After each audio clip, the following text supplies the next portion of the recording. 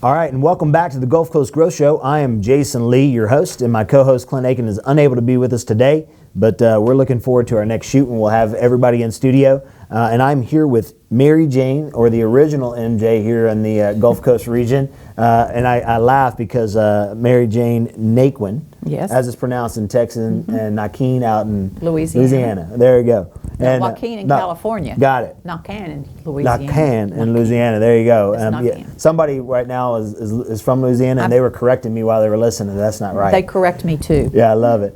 And so we had it's got to be something about the name MJ, because the last Mary Jane that was here was just a fireball and full of energy and just a joy to be with, and so is this MJ. So we're excited to have you today. Good morning. Good morning. Today's discussion is about community advisory panels and or community advisory councils. Correct. Which there's several here in Houston. We're going to learn more about those. I'm a Deer Park native, and I was telling MJ before the show, I didn't even know that these things existed. And then having moved away, again, not aware of it, but I think it's a phenomenal thing that really helps bridge the gap from communication from what's happening behind the gates into the community. And so and because they really do work together, right? It's a collaborative approach. It is. And so when you're driving home one day and you're looking at these big plants and these refineries, you kind of want to know what's going on. Because anything changes over there, it's going to change exactly in my backyard. And so we're going to talk a little bit about the purpose. For the purpose of today's show, we're going to refer to them as CAPS. CAPS, but there are the group that forms them selects their name. Absolutely. Yeah. So some are community advisory panels, some are citizens advisory councils. Absolutely. Yeah, and just to keep it simple, when I bring up what are CAPS, we'll just use that for today, and then know that if it's in your region, maybe you could find out what it's called specifically. But the design is the same across all of them. Exactly. So let's start there. CAPS, or community advisory panels or councils. What are they? What's the mission of them, and where are they at? Well, I think the best way to describe them is to say they are informal organizations of area plant managers and their nearby neighbors who come together on a regular basis to talk about the issues that they have in common, which would be health, safety, the environment, possibly security, and other things that are on the citizens' minds. They get direct information straight from the horse's mouth, so there's no filters in that conversation. And they've been around this area for about 30 years now. Oh, wow. So I'm surprised you haven't heard about the Deer Park CAC. Yeah, like I was telling you before, when I lived here in beautiful Deer Park, which I love the town, and someday hope to come back, would tell you that as a kid, I was probably interested in a lot more silly things than understanding what was actually happening in my backyard. Right. I think when you're in high school, the only thing you want to do is get out of your backyard. Right, so, exactly. Yeah, True. Yeah, so that's all I was thinking about. Yeah. So that being said, you said they were formed about 30 years ago. 30 years ago here. They came out of a program in Canada. Oh, wow. That was begun in 1985.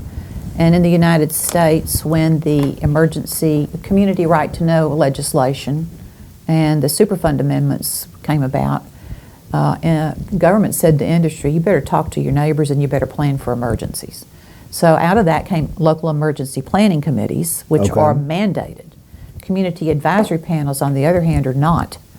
They are voluntary organizations that are instituted by an industry member or group of members that wants a forum for talking to their neighbors. Got it. And they have options. They could send out a newsletter, or they could put something in the newspaper.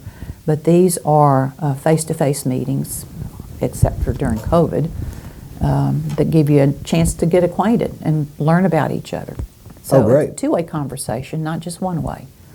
And I would imagine when you said they started in Canada and then they worked their way down here about 30 years ago, this entire region is made up of, a lot of work goes on because of the refineries. Absolutely, and yes. income and everything else that's produced by them. So whenever it comes to the CAPS and the origination of those, what was the root goal? Of the organization? To have a way to communicate your on the industry side, to communicate what you had on site, how hazardous it was, how you managed it, your safety practices, and on the community side to ask questions about well, when I see that white cloud, what does that mean? Am I in harm's way? Gotcha. So it was a back and forth conversation. They started slowly. I think Deer Park, Pasadena, or LaPorte were the first to form, probably in 89, 90. Okay. And over time, by 1995, I think we had 9 or 10 here along the East Harris County Ship Channel corridor. So as far as your who you serve, right? Because that's probably a unique dynamic. Can you tell us about that? I mean, at the end of the day, you're there to represent. Well, first of all, the industry has to agree that they will talk, be frank and candid with their neighbors, and they want to do it. Okay. So they institute advisory panels, and there's a process that we use to form one. It puts it in the hands of both the industry and the citizens who come together to structure the group, define its operating guidelines, and put it into play. So I am paid by those industry members because the community doesn't have the funds, but I'm actually hired by the community, and that's to whom I feel most accountable. Oh, great. Fantastic. So Right. represent the people that live there. Somewhat. It's sort of like it's like being an outsider in an insider world. Okay. So I'm neutral. I don't have a stake in the outcome of the conversation, but I help to guide it and make it, create an environment that's hospitable for maybe difficult topics. Oh, wonderful. So a healthy platform for discussion. Yeah. I kind of I envision those city council meetings sometimes where that's not necessarily the case, right? Somebody Right. Yeah, popped on the microphone. I don't think the community people come in with the intention of changing the industry's operations. That's not at all. That's off the table. Okay. But understanding what they do, why they do it, and how they consider the community and their decisions, that's a goal. Gotcha. Fantastic. Okay, wonderful. Well, that sounds like it makes a lot of sense. It sounds like it's probably very beneficial for those that get to hear and be a part of that. Now, tell us which ones you are responsible for and the ones that you The moderate. ones that I facilitate are one in Houston, and it's Okay. sponsored by 6 companies. One in Baytown that has several more, maybe 10 or 12. And then one in Bayport, which is on Port Road, Okay. which is a spin-off of Baycap. So it includes the Port of Houston's Bayport Container Terminal. Oh, wow. Which very interesting. They're all different. Oh, yeah. I'm like an anthropologist in the ship channel. Every community has a culture. Oh, yeah. Every little city has its own culture, its Isn't that own amazing? history, its own makeup, its own corporate cultures. And then the person who moderates the other ones? Diane Sheridan is my Okay. cohort, and she's the one that started me in this profession. Oh, neat. And I think Ann Gowan is a newcomer to this. She's worked with Diane for several years, and she does one for Equistar and Lyondale. Oh, neat. Kapla. Okay. And I guess in order to be this, are you a communications person by design, or? No, I got into this quite by accident. Okay. I was a student in the Study of the Futures Master's Program at the University of Houston, Clear Lake. Wow. So I'm a futurist by education. Okay. And I needed some training and facilitation and went to a workshop, and Diane was the leader of the workshop. And afterwards she says, "Who do you work for?" And I said, "I don't work, I'm a student." I was an adult student. Right. And she says, "Well, I need some help with one of my projects, and my mother's ill, she's traveling, she's not well, I need to travel, can you step in?" So I did. Oh, wow. I knew You must have nothing been pretty impressive on your first day in class. I knew people. Yeah. My background was actually social science, behavioral science. So okay. from there I went to the Futures program. So I've got both the communications piece as a social scientist, which is the anthropology, and then the futures perspective, which I try to minimize in my work because mostly it's about the present and the past. Oh, I love it. The present and the past. There you go. What happened yesterday and what are you doing today? Right, there you go. Yeah, which is interesting Yeah. considering that you're originally there to be a futurist. Right. Well, it turned out that one thing led to another, and that's when CAPS were forming. Huh. So Diane couldn't work all of them, so I began to shadow her, and I would build them as they needed facilitation. Actually, it's probably the best thing I ever could have done. If I'd gone to look for this job, I don't know how I would have found it. Wow. The thing that I'm trying to do is I did the mental math in my head when you said that, and I thought, man, she has to have been really talented to be sitting there facilitating this stuff at 12 years old. Oh, she. It's like, Oh, you're so nice. she's good. Yeah, well, what was really amazing is that I did not know anything about industry. I did not know anything about government regulation. I did not know anything about the environment, and really I thought the environment was the Hyatt Regency with a hairdryer.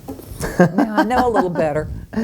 Yeah, if you're going to live here, do this job, Yeah, you probably gotta- know a thing yeah, or two. yeah. Yeah, absolutely. So we talked about this. It's kind of before the show we were saying about getting involved. You know, how does, you know, so now that I do know, right, Well, when someone's listening to this, they say, Yes. well, now I know, what do I do? Well, in some cases, we have to beg for membership Got because not everyone wants to sit at a meeting for an hour or be on Zoom now for an hour talking about other things than what goes on at church or the Little League or Oh, yeah. on television or Dancing with the Stars or whatever. So you've got to really be interested and civic-minded and to take an interest in your community and its well-being. So if you live in an industrial area as intense and complex as this one, I'm really glad that there's a few people that take time to ask the questions for their neighbors and to find the answers to concerns. I love that. So they share that information beyond their own membership, I hope. Yeah, I have one of those, and my neighbor's that guy. So he's a former police officer. Okay, so and he's kind of retired, so he's become the champion Right. of like life. Well, every community has Yeah. thought leaders and Yeah, sort of I love it. information sharers. So you tap into that grapevine and you will find out where to go to get that contact. They're by invitation. Generally, we have guest observers at them. But there's a membership that owns the process and owns the agenda. And Diane and I just help it flow. I love that. And then as far as upcoming presentations, what does your calendar look like, and what things are coming down the pipe? Well, let's see. The Houston Cap is going to do a rebuild. We are in a community that's quite old, and Zoom has not been kind to it. Okay. So the older folks, some of them do not have the technology or the internet connection to stay tuned. So we're looking at a rebuild there, and thank goodness I've got the community relations people working with me to do that. Oh, wonderful. So they're out beating the bushes for new members, and we'll ramp back up in August or September. Hopefully that the COVID restrictions will allow us to be back face to face. Okay, But they great. don't know that. All right. In Baytown, we just heard from Houston Regional Monitoring. They gave us an update on air quality, particularly in the Baytown area. We learned that we've got good progress towards maintaining our ozone achievements. Those are looking good. A little issue coming up with particulate matter. So people were encouraged to ask questions. We had Steve Smith, who is with LyondellBasell, but also the technical advisor of Houston Regional Monitoring, and Brad Flowers, who is also part of HRM. Oh, wonderful. And then CCAP will be hearing from Danny Grant in August. Danny's going to talk about Petrochem Works, which is a partnership with some of the banks and some other partners that ECMA founded 5 or 6 years ago when they realized that workforce was going to be a problem for them. So it's a very interesting program. There's a website. You can go in and take the test and find out, what part you're suited to. I love it. I Yeah. took the test. Oh, you did? Yes. What did it tell you? Plant manager. Of course. Of course. Yeah, duh. No brainer. Right. Yeah, they would have said, Yeah. I would have been, I don't know if they have a water boy or whatever they have on there, but they would have said Water that. boy. Yeah. Yeah. He's the guy that brings us the water. So keeps us hydrated. So, well, yeah, Danny was on the show God, it must have been a year ago. Yeah. What a wonderful human being. And Right. Petrochem Works is such a great, really the commitment and passion of workforce development is just phenomenal. if there's an event or an issue that a company wants to talk about and tell the community what's happened at their plant that might be of concern to them, that often happens, and they'll ask for time on the agenda to do that. And there's a good discussion that goes back and forth. I've also found that now with CAPS being 30 years old, 25, 30 years, a lot of the information is pretty basic for some of the members. So we go beyond the industry issues and invite other organizations to come talk to us. Oh, nice. So I've had the folks from the new Botanic Garden and Park Place come talk to the Houston Cap. Oh, nice. What was once a golf course in Park Place is now a beautiful nature area for people to go visit. Wonderful. So it sort of brings the community and industry together. How else would those company folks know of the new organization or the new Right. opportunity in their own area? Well, and that's kind of the purpose and the design behind not only this show, but even the Economic Alliance, is to bring awareness. I think today everybody's fighting for time, and we're all sucked into 14. You mentioned it, right? I'm in that stage of my life where we have a small, I would say a preteen, and so from work to events to birthdays to this to that, you're really stuck trying to figure out how do I... What's important, what's important, and then also how do I understand what's happening in my local community, whether it be through legislation or through things like the plants and the things that are going to impact jobs, opportunities, stuff that might have a trickle-down effect to me as either a business owner or working in the region. So, well, the goal is trust, and you find those people in the community that are your trusted communicators, and those are the ones you really want to have in the CAP. I love that. Well, I'm sure you're easy to trust, and I'm sure you've done a great job in the last, you said you I really like what I do. Yeah, it's fascinating. Unbelievable. Yeah. Every place I go, it's different. Well, that's probably the most unique dynamic is we have 11 cities that touch up around this organization, and when you go into each city, it has its own culture, like you had described. So there's a subculture, but then they all collectively work together with the greater good, right? So we've always, the hashtag's Houston Strong, but inside of Houston, when people remember when they see it on the news, or people go, oh, Houston, they're looking at that. They don't realize, especially like in Harvey when everything goes underwater, how many cities. Now that you mentioned that, it reminds me that we've had some tragedies over the years. One of them was 9/11. We did not meet. I had a meeting scheduled that evening, and it's like, you're not doing that. Harvey, some of the other storms, freezes. What I was most interested in was how people wanted to come back together in a CAP meeting as soon as they could. So they wanted to know what had happened at their neighboring plant. How did you manage? But they also wanted to be together. So it's like, we need something normal, and the CAP had become normal for them. So a month after 9/11, we were back at the table. Yeah. And I thought, really, that's amazing. So that told me they were kind of embedded in the community.